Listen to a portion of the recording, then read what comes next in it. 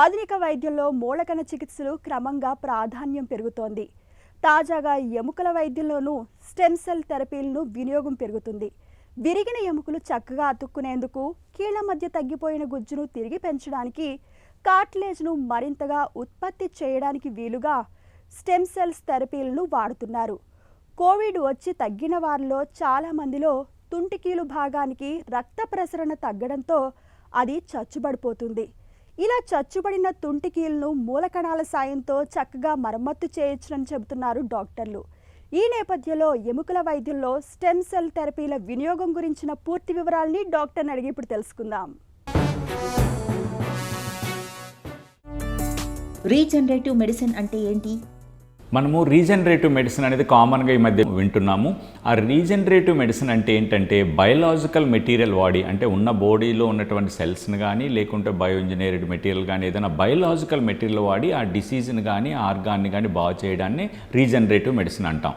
అంటే ఏదైనా ఒక ఏరియాలో ఒక టిష్యూ పాడైందంటే దాన్ని రిపేర్ అయినా చేయొచ్చు, రీజనరేట్ అయినా చేయొచ్చు, లేకపోతే రీప్లేస్ అయినా చేయొచ్చు విత్ బయోలాజికల్ మెటీరియల్స్.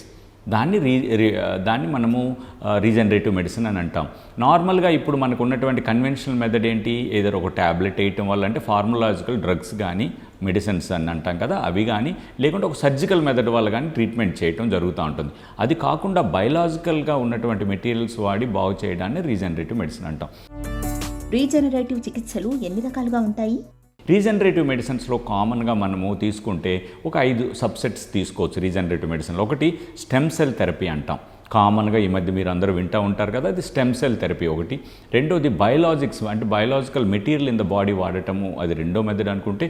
మూడో మెథడ్ తీసుకుంటే టిష్యూ ఇంజనీరింగ్, అంటే సెల్ని నుంచి దాన్ని మల్టిప్లికేషన్ చేసి ఒక మెటీరియల్ మనం ప్రొడ్యూస్ చేసి ఇవ్వటం అనమాట, అది టిష్యూ ఇంజనీరింగ్ అంటాం. ఫోర్త్ దానికి వచ్చేసరికి మనకి జీన్ థెరపీస్ అంటాం. ఈ కీమోథెరపీస్లో కాకుండా ఇప్పుడు జీన్ థెరపీస్ అని కొత్తగా వచ్చినటువంటి జెనెటిక్ రీమోడలింగ్ చేయడం అనేది జరిగి జీన్ థెరపీస్. అదేవిధంగా fifth modality of regenerative medicine తీసుకుంటే 3D ప్రింటింగ్, అంటే ఒక లేయర్ బై లేయర్ ఒక టిష్యూని, ఒక ఆర్గాన్ని క్రియేట్ చేయటం అనమాట. ఇవన్నీ కూడా అడ్వాన్సెస్. ఇప్పుడు నేను అన్న మెథడ్స్ అన్నీ కూడా అన్నీ ప్రూవెన్ కాదు, ఇప్పుడు అన్నీ అవైలబుల్ కాదు. అయినప్పటికీ ఇవన్నీ కూడా ఫ్యూచర్లో అవైలబుల్ ఉండే అవకాశం ఉన్నటువంటివి, లేటెస్ట్వి, అండ్ ఇవన్నీ కూడా రీసెర్చ్ జరుగుతున్నవి. సో ఫ్యూచర్లో మనము పిల్తో కాకుండా సెల్తో ట్రీట్మెంట్ జరుగుతుంది అని మనం చెప్పవచ్చు అనమాట. స్టెమ్ సెల్ థెరపీలో ఏం చేస్తారు?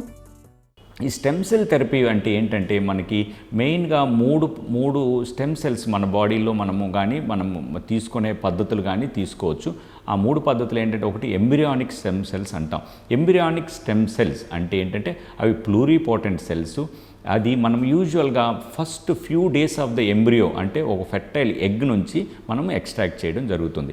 ఆ ఫెర్టైల్ ఎగ్ని అంటే మనం బయట ఇన్విట్రో బయట మనం చేయడం జరుగుతుంది. అది ఆ ఫీటస్లో ఉన్నట్టు, అంటే మనం ఆ ఎంబ్రియో నుంచి ఆ ఇన్నర్ సెల్ మాస్ తీసుకొని దాని నుంచి మనం ఏదైనా క్రియేట్ చేసి, బికాజ్ అక్కడి నుంచే మనకు మొత్తం బాడీ అంతా తయారైంది కనుక ఆ ఎంబ్రియానిక్ సెల్స్ అనేవి నుంచి మనం ఒక ఆర్గాన్ కానీ ఒక టిష్యూని కానీ తయారు చేయడం జరుగుతుంది. కానీ దీనివల్ల కొన్ని ఎథికల్ ఇష్యూస్ ఉంటాయి. Basically we're making an embryo outside the body and we're destructing that ఇది కనుక ఎథికల్ ఇష్యూస్ ఉన్నాయి కనుక అది నార్మల్గా జరిగే ప్రొసీజర్ కాదు. But it's a very importantly we can generate any organ from the embryonic stem cells. రెండోది adult stem cells అంటాం. అడల్ట్ స్టెమ్స్ అంటే ఒక గ్రోన్ అప్ అడల్ట్ నుంచి మనం ఈ బక్కల్ మ్యూకోజా నుంచి కానీ, ఫ్యాట్ నుంచి కానీ, స్కిన్ నుంచి కానీ కొన్ని మీసెన్కైమల్ స్టెమ్ సెల్స్ తీసుకుంటాం. ఆ మీసెన్కైమల్ స్టెమ్ సెల్స్ తీసుకొని దాని నుంచి మనం ఆర్గాన్ని కానీ ఒక టిష్యూని కానీ తయారు చేయడం జరుగుతుంది. కాకపోతే ఇట్లో ఎగ్జాక్ట్గా డిఫరెన్షియేట్ చేయడం అడల్ట్ స్టెమ్ సెల్ నుంచి చేయడం డిఫికల్ట్ ఉంటుంది. అది సెకండ్ మెథడ్ కింద వస్తుంది. థర్డ్ మెథడ్ తీసుకుంటే మనకి ఇండ్యూస్డ్ ప్లూరిపోటెంట్ స్టెమ్ సెల్ అనేవి మనము చెప్పుకోవచ్చు. ఇవి కామన్గా మనం ఇప్పుడు జరుగుతున్నవి. ఎందుకంటే మనం ఒక బాడీలో ఉన్నటువంటి ఫ్యాట్ సెల్ కానీ ఒక మీసెన్కైమల్ సెల్ అనేది, అంటే ఒక బోన్ మ్యారో నుంచి కానీ ఒక ఫ్యాట్ నుంచి కానీ ఒక సెల్ తీసుకొని దాన్ని ఇండ్యూస్ చేస్తాం బయట out side the body. Induce చేసి దాన్ని అంటే దాన్ని జెనెటిక్ మోడిఫికేషన్ చేసి ఒక ఆర్గాన్ కింద కానీ ఒక రిపేర్కి తగ్గట్టు కానీ తయారు చేయటం, ఆ టిష్యూ సెల్స్ని అనేటువంటి ఒక బయోలాజికల్ బయలాజికల్గా ఒక స్కఫోల్డ్ మీద పెట్టి అది మనకి యూటిలైజ్ చేయడం జరుగుతుంది. అంటే మనకి స్ట్రక్చరల్గా కూడా తయారు చేయడం, స్ట్రక్చరల్ స్ట్రెంగ్త్ కూడా ఉండాలి, ఒక్క సెల్లే సరిపోదు కనుక.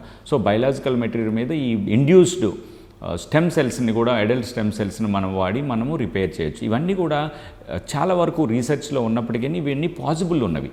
టిష్యూ ఇంజనీరింగ్లో కూడా జరిగేది అదే. మనం ఇప్పుడు కార్టిలేజ్ ఒక పీస్ ఇస్తాము, ఆ కార్టిలేజ్ సెల్స్ని వారు రీగ్రో చేస్తారు, ల్యాబ్లో రీగ్రో చేసి అది ఒక బయలాజికల్ ఒక టిష్యూస్ మీద పెట్టి మనకి ఇవ్వడం వల్ల ఒక స్ట్రక్చరల్గా ఒక బ్లాక్స్ లాగా వస్తాయి. వాటిని మనం ఎక్కడ అవసరమో అక్కడ వాడటం జరుగుతూ ఉంటుంది. లైక్ కార్టిలేజ్ దాంట్లో కానీ ఎక్కడైనా మనకి అట్లా ఇవి మనకి ఎక్కడ ఆ డిసీజ్లో యూజ్ ఉంటుంది అనే దాని గురించి మనం వాడుతూ ఉంటాం. బోన్ అండ్ జాయింట్ డిసీజెస్లో స్టెమ్ సెల్ థెరపీ ఎలా ఉపయోగపడుతుంది?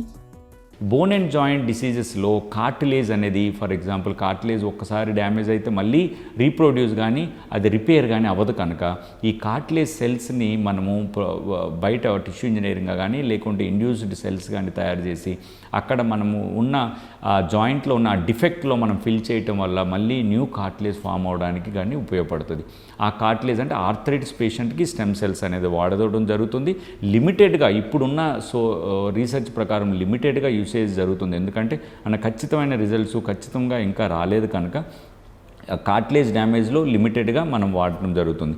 ఇంకొకటి ఏంటంటే ఏవియాస్కులర్ నెక్రోసిస్ అంటాం, హెడ్ ఆఫ్ ది ఫీమర్ అనేది మనకి ఇప్పుడు పోస్ట్ కోవిడ్ స్టీరాయిడ్ వాడటం వల్ల కానీ వీటి వల్ల హెమటలాజికల్ డిసార్డర్స్లో కానీ ఈ తొంటి ఎముకలో ఉన్నటువంటి బాలు అంటే ఫీమరల్ బాలు చనిపోవడాన్ని ఏవియాస్కులర్ నెక్రోసిస్ అంటాం. అటువంటి వాళ్ళకి కూడా ఈ స్టెమ్ సెల్ థెరపీ అంటే బోన్ మ్యారోని ఎక్స్ట్రాక్ట్ చేయటము, ఆ బోన్ మ్యారో నుంచి మనం కాన్సన్ట్రేటెడ్ స్టెమ్ సెల్స్ని మనము అక్కడ ఇంజెక్ట్ చేయటం వల్ల మళ్ళీ రీజనరేట్ అక్కడ అయ్యి న్యూ బోన్ ఫామ్ అవడం జరుగుతుంది. ఉంటుంది. సో అందులో కూడా మనం స్టెమ్ సెల్ థెరపీ యూజ్ అవుతుంది. ఇంకా బోన్స్ విషయానికి వస్తే బోన్స్లో ఇరిగిపోయిన బోన్స్ ఉంటాయి, ఇరిగిపోయిన ఒక్కసారి కలవ్వు. అలాంటప్పుడు కూడా ఈ బీమ్యాక్ కానీ అంటే బోన్ మ్యారో యాస్పిరేట్ కాన్సన్ట్రేట్స్ని మనం ఈ స్టెమ్ సెల్స్ని విత్ గ్రోయింగ్ ఫ్యాక్టర్స్తో కూడా ఉంటాయి కనుక అక్కడ మనం ఇరిగిపోయిన జాయింట్ కలవని ప్రదేశం నాన్ యూనియన్ అంటాం, అటువంటి వాటికి ఇంజెక్ట్ చేయడం వల్ల కూడా ఆ హీలింగ్ ప్రాసెస్ని ఫాస్టన్ చేయడం జరుగుతుంది. స్టెమ్ సెల్ థెరపీలో ముందు ఇంకా ఎలాంటి మార్పులను ఆశించవచ్చు? స్టెమ్ సెల్ థెరపీ ముందుగా ఇంకా ఎంత డెవలప్ అవ్వచ్చు అనే విషయాన్ని మనకు వస్తే ఇప్పుడున్న టిష్యూ కల్చర్గా మెథడ్స్ కానీ బయలాజికల్గా లైక్ టిష్యూ ఇంజనీరింగ్ మెథడ్స్ కానీ అదేవిధంగా ఈ కల్చర్ మెకానిజమ్స్ పెరగటం వల్ల ఒక ఆర్గాన్ కూడా క్రియేట్ చేయగలిగే పరిస్థితి రావచ్చు. ఫర్ ఎగ్జాంపుల్ ఒక లివర్ పాడైంది సిరోసిస్ వల్ల లివర్ని తయారు చేయడం, అదేవిధంగా డయాబెటిక్స్లో ఇప్పుడు ప్యాంక్రియాస్ ఇష్యూస్ వచ్చాయి వాటిని తయారు చేయడం, ఇట్లాగా ఒక్కొక్క పార్ట్ని కూడా మనము కార్నియా దగ్గర నుంచి ఈ మయోకార్డియం దగ్గర నుంచి ఒక ప్యాంక్రియాస్ దగ్గర నుంచి అన్ని ఆర్గాన్ని కూడా మనము ఫ్యూచర్లో మనము ఈ టిష్యూ ఇంజనీరింగ్లోని ఈ స్టెమ్ సెల్ థెరపీ మెథడ్స్లోని తయారు చేసే అవకాశం ఉంది. ఎముకల వైద్యంలో స్టెమ్ సెల్స్ థెరపీలను రీజనరేటివ్ మెడిసిన్గా పిలుస్తున్నారు. ఫ్రాక్చర్లు, కార్టిలేజ్ రీగ్రోత్, అవాస్కులర్ నిక్రోసిస్లకు చికిత్స చేయడంలో మూలకణాలు బాగా ఉపయోగపడుతున్నాయి.